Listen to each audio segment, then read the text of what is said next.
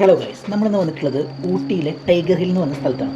ഇത് 1905 നിർമ്മിക്കപ്പെട്ട ഒരു ബ്രിട്ടീഷ് സെമിത്തേരിയാണ്. പണ്ടത്തെ ബ്രിട്ടീഷ് പ്ലാന്റന്മാർ, സൈനികർ, ആദ്യകാലത്തെ പൈനിയർമാർ എന്നിവരുടെ ശ്മശാന സ്ഥലമാണിത്.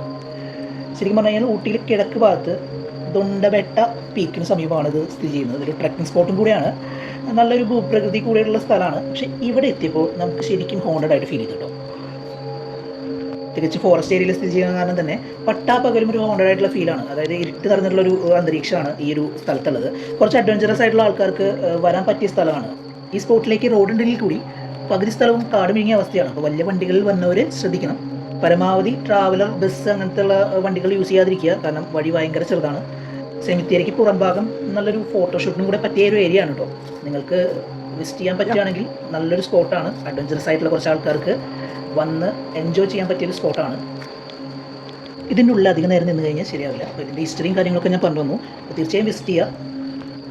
കൂണൂരിനടുത്ത് ദൊണ്ടപേട്ട പീക്കിന് സമീപം ടൈഗർ ഹിൽ. നല്ലൊരു വീഡിയോ ആയിട്ട് വീണ്ടും കാണാം. Thank you for watching this video guys. If you like the video, please subscribe to our channel. Thank you guys.